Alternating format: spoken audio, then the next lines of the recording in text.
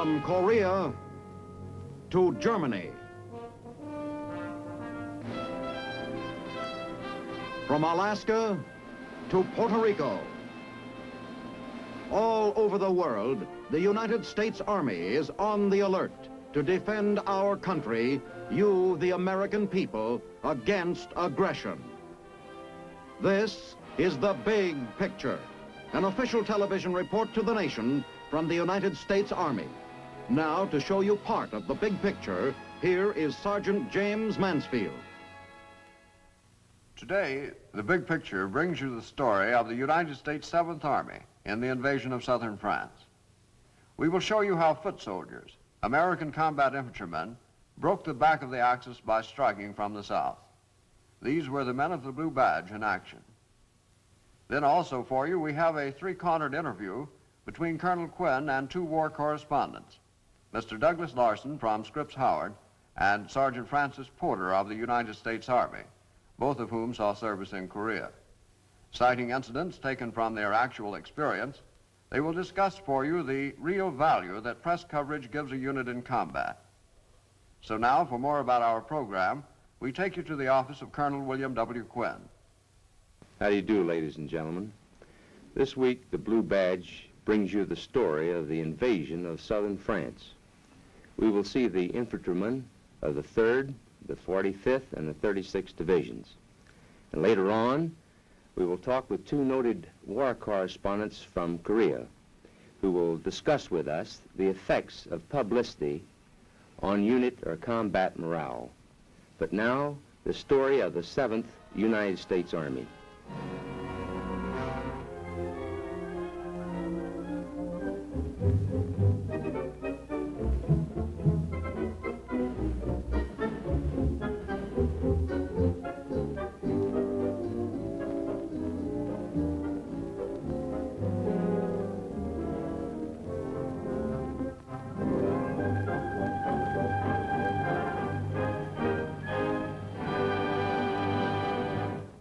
The historic Bay of Naples was transformed into a huge open-air marshalling area.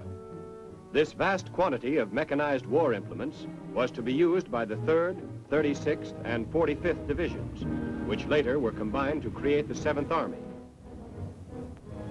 All equipment was loaded aboard, and each piece was checked off the loading chart. The men put in charge represented the best Allied military brains. Fresh from their recent victories, the new 7th Army, all seasoned veterans with experience from the Sicilian, Salerno, and Anzio campaigns, marched to the embarkation port. Friendly Red Cross workers gave a warm touch to the send-off. With precision, reflecting the efficient planning of this campaign, the men marched on board in a steady stream. Their faces showed every human emotion. A few of them would soon see action for the first time, but most were veterans of the tough fighting in Africa and Italy. Bulging with their cargoes of men and machines of war, the ships left the harbor to join the convoy being formed offshore. This fleet, assembled off the west coast of Corsica, was made ready for the fight ahead. On board one of the cruisers, General Patch, Vice Admiral Hewitt, and Secretary of the Navy Lemonnier of the French Naval Commission met for a conference. Clustered on the decks of the ships, men attended to last-minute details. Many prayed. A few held aloof, alone with their thoughts. On the night of August 14th, the 1st Special Service Force was put ashore on the beaches of Port Cross and Levant to destroy enemy defenses on both islands. Simultaneously, French commandos landed north of these islands. Heavy bombers attacked vital enemy installations.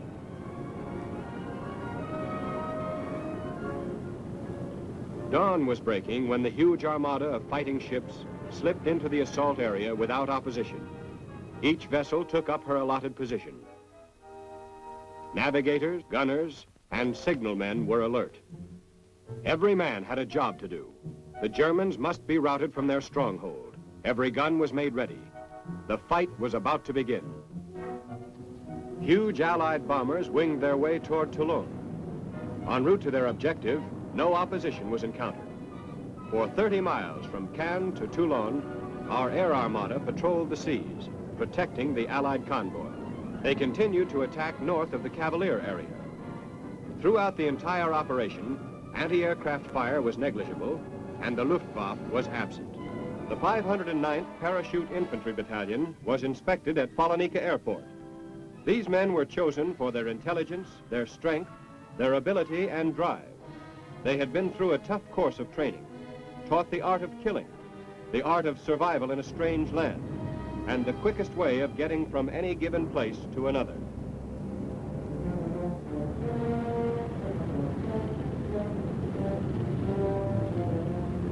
Hundreds of C-47s and C-54s swept across the southern coast of France.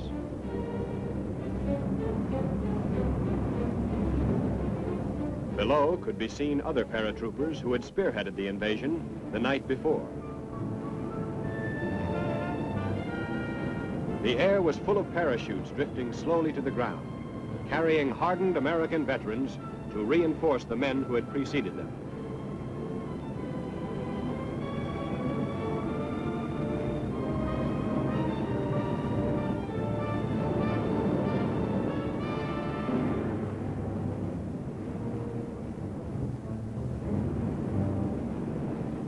Still further inland, the gliders were nosing downward onto the soil of southern France. These landings were made close to Lemuy, in the hilly country. Many of the gliders didn't have an easy landing. Paratroopers advanced stealthily, following the course which had been given them. This aerial vanguard was to destroy the enemy defenses and ease the task of their comrades still at sea by keeping the foe from rushing troops to the coast. Swooping down to treetop level are attack planes, straight Nazi gun batteries, troops, and supply trains with telling effect. In the calm of a summer morning, these bombers rained destruction, while the Allied warships were steaming along the French coast within range of enemy batteries. As the dark of the night melted into dawn, the faint outline of other ships could be detected. Tense and alert, the men waited at their battle stations.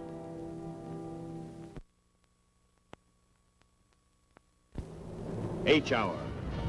Guns of the fleet opened up, and the invasion of southern France began.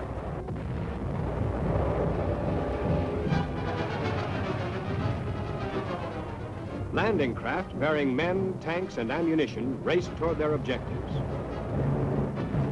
American PT boats vanguarded the invasion. Transports released their cargoes. Some assault boats were lowered empty into the sea. Others were fully loaded. As these landing craft headed for the shore, there could be no turning back. The roar of the fighting planes, the booming of the big guns, and the rockets zooming overhead created a never-to-be-forgotten inferno. A group of landing craft escorted by destroyers and patrol boats moved toward another beach sector. Troops began to scramble up the beach. They were prepared for an enemy onslaught. But not a single German soldier appeared. Not even a Luftwaffe soared overhead.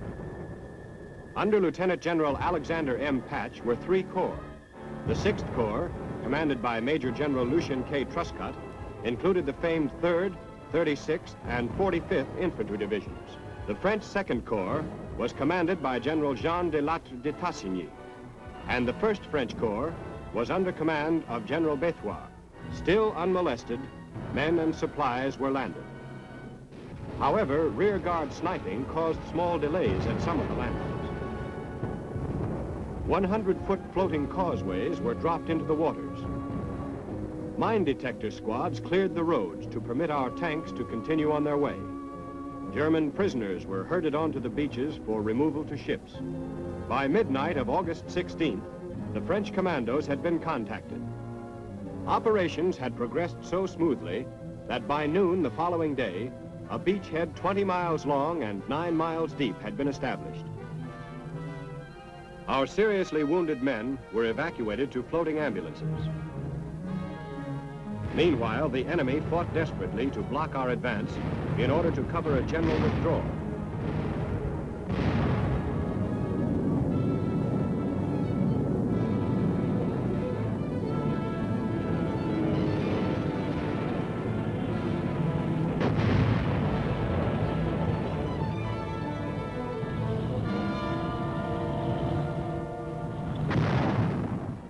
On the 19th of August, the French 2nd Corps took over the southern zone from the American 6th Corps, and bypassing Toulon, pushed rapidly on to within 2 miles of Marseille by noon of the 20th.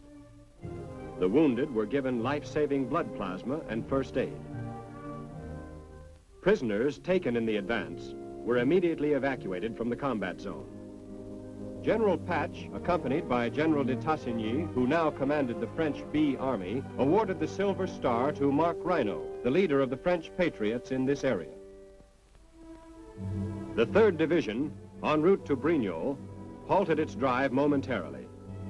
In these rare moments of relaxation, the men found relief from the rapid pace of their drive. Brignoles was liberated by the 15th Regiment of the 3rd Division. The Germans had not yet offered any strong opposition to our rapid advance, which moved forward according to plan. A first aid station was established to give immediate medical attention to the more seriously wounded before they were evacuated to hospitals. The 3rd Division continued its advance toward the west. Throughout the early stages of the campaign, Le Muy remained an important communications and road center. At Calais, a few miles northeast of Dréginon, partisans rounded up French civilians who had been spying for the Germans, a scene which was repeated in each liberated town. The flushing out of these traitors made the advance into the interior safer. On August 21st, Monoc was liberated.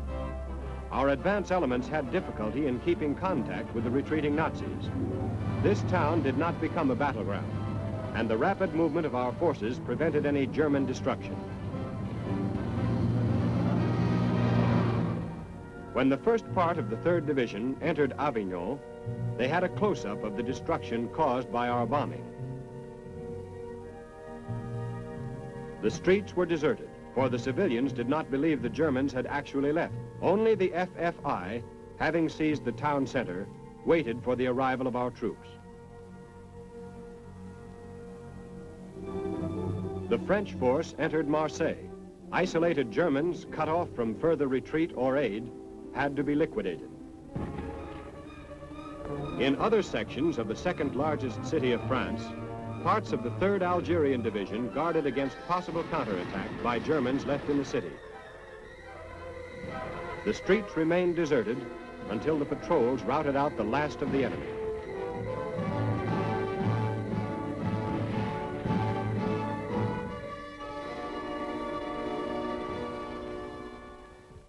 Fort St. Nicholas was one of the last centers of resistance. Atrocities similar to these were perpetrated on civilians by the Nazis until their final expulsion. Street defenses in the heart of Marseille had been prepared by the enemy in their plan to hold the city. However, they left these emplacements shortly after they were attacked and retreated to the more easily defended forts. For this reason, parts of the city were spared heavy destruction. But in the harbor area, the Nazis had systematically destroyed dry docks, warehouses, and other port facilities. At the Marignan airport, our pre-invasion bombing had destroyed the hangars and damaged many aircraft. These planes, originally French, had been remarked by the Nazis for their own use. The liberated population of Marseille cheered the triumphant Algerian troops.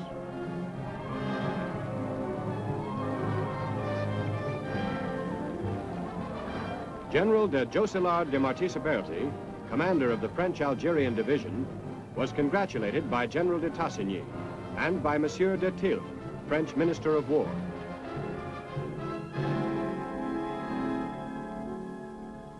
Here, too, the enemy was forced to leave its street defenses. In the months before the invasion, Allied air bombing had rendered the naval base useless as such. But the Nazis continued to utilize naval rifles and other undamaged weapons which had not been destroyed. With other wrecked warships were those the French had scuttled.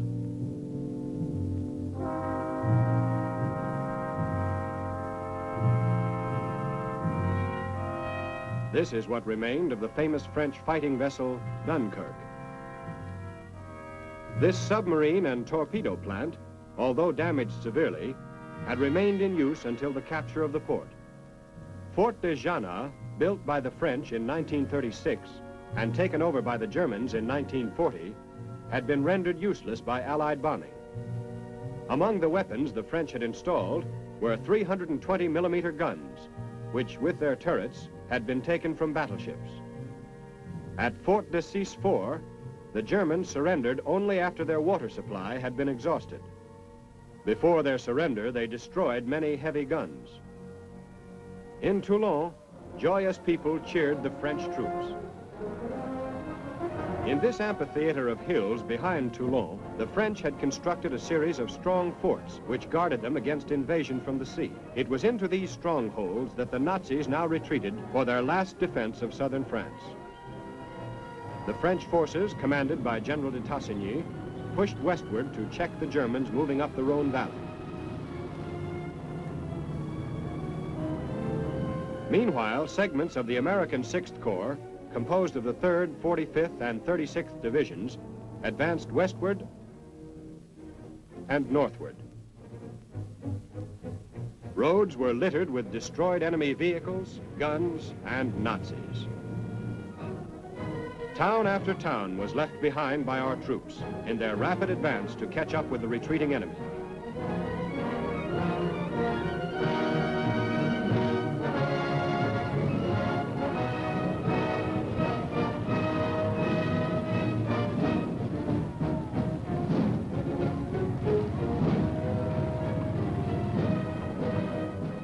Troops entered Grenoble, 140 airline miles from the beaches, and Montélimar on the Rhone River, about 100 miles from the coast.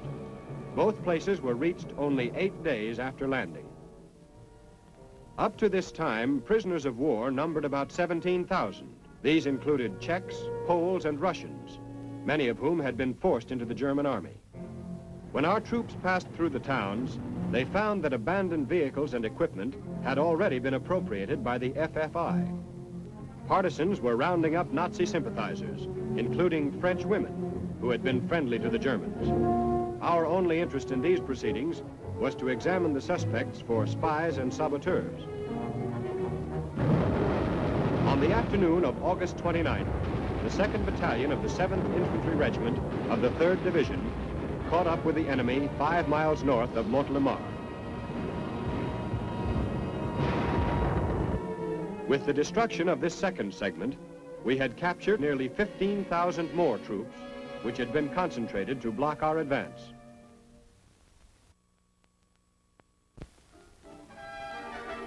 To prevent our rapid thrust up the Rhone Valley, the Germans concentrated heavy forces below Montélimar.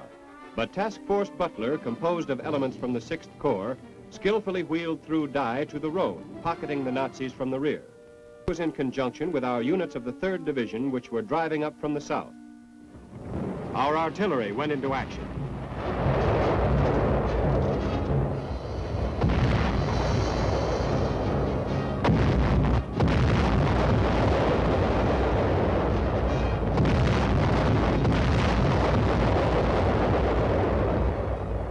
Though trapped by our rapid maneuver, the Germans fought savagely.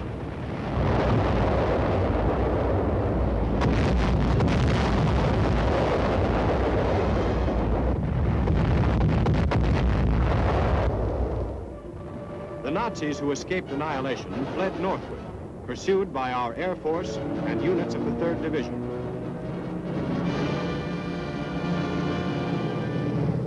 In their haste, the Germans left much of their valuable equipment intact. Task Force Butler really paid off.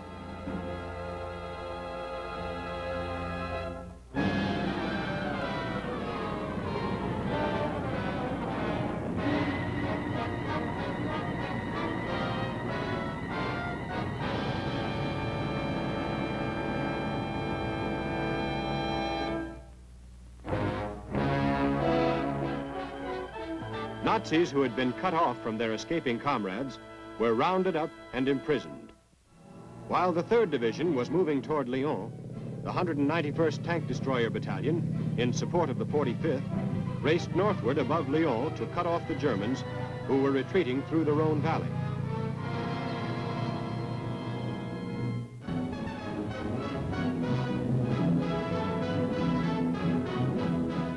After 4 long years of Nazi slavery, the freed population staged a wild celebration to welcome our men. The major delaying tactics of the retreating enemy consisted primarily in destroying all bridges, railroads, and blocking highways. There was no rest for the engineers. Major General John W. O'Daniel, commander of the 3rd, crossed the bypass to direct the pursuit. On September 11, 1944, reconnaissance elements of the 1st French Armored Division entered Dijon. Dijon is an important road junction on the main highway leading from southern France. The few American civilians in town on this date were given very special attention. Meanwhile, at Saint-Bernon, 13 miles west of Dijon, French troops attached to the 7th Army joined with the French units of the 3rd Army. The final line had been forged between our forces, which landed in southern France on August 15th, and those which had landed in Normandy on the 6th of June. This junction closed the last escape route for the Germans remaining in the south and west of France. Thus, the fighting qualities of the soldiers, sailors, and airmen of the United Nations defeated the enemy in southern France. Their valor, stamina, and devotion to duty were beyond praise.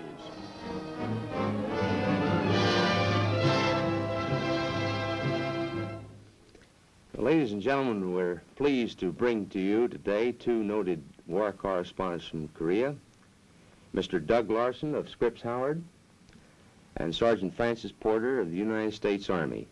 Well, welcome to the Blue Badge. We're glad to have you aboard. Incidentally, Doug, how long were you in Korea? Well, Bill, I caught most of the last winter there. I was there January, February, March, the chilly months. How about yourself, Sergeant? Well, I got there in June of 1951 and came home just April of this year. Well, the purpose of our being here today is to discuss something which I feel very deeply about. And I might start off by just making a statement, and you can go ahead and tear it apart if you will.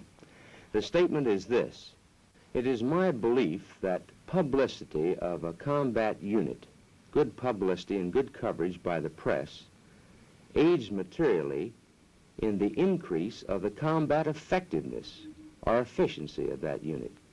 First, because the individual is recognized.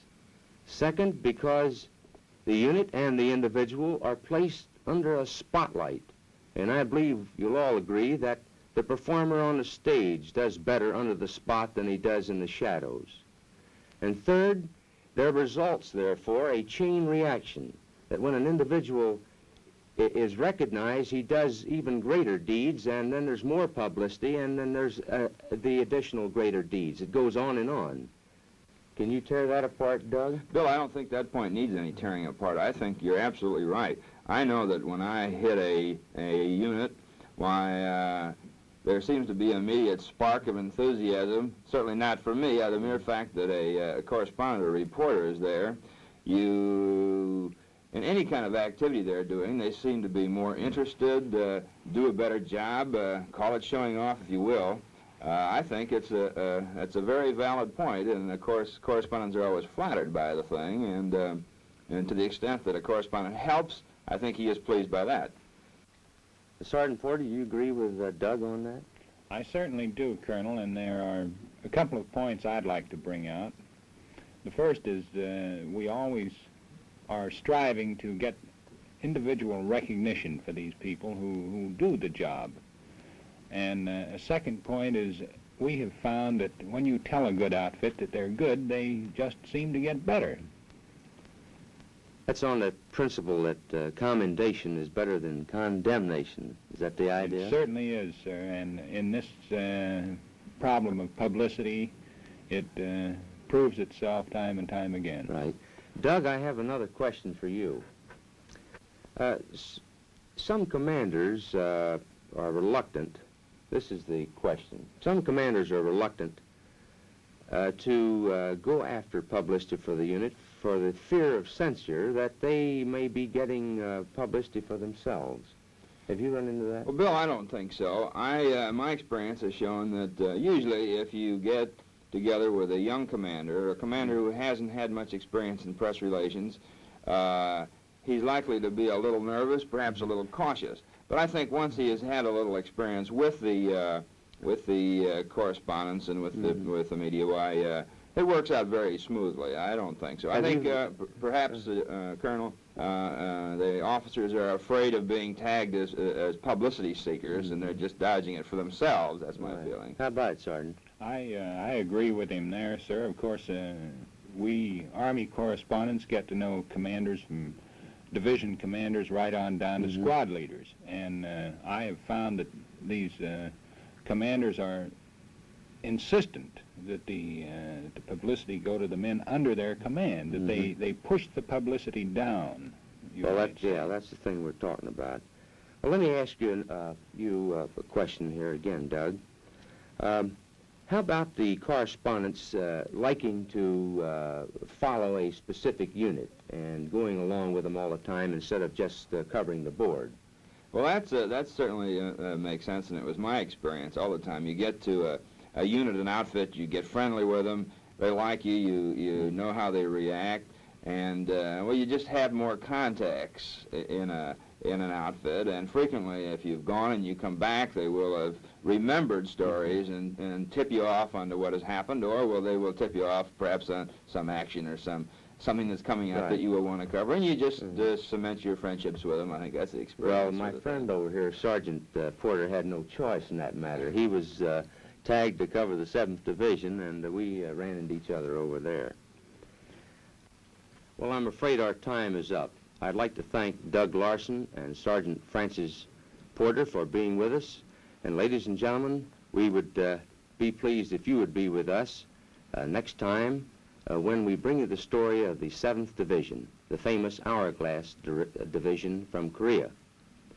So until we meet again, ladies and gentlemen, this is Colonel Quinn speaking for the combat infantrymen who ask you to look twice at the man who wears the blue badge, for it's the mark of a man. The Big Picture is a weekly television report to the nation on the activities of the Army at home and overseas. Produced by the Signal Corps Pictorial Center.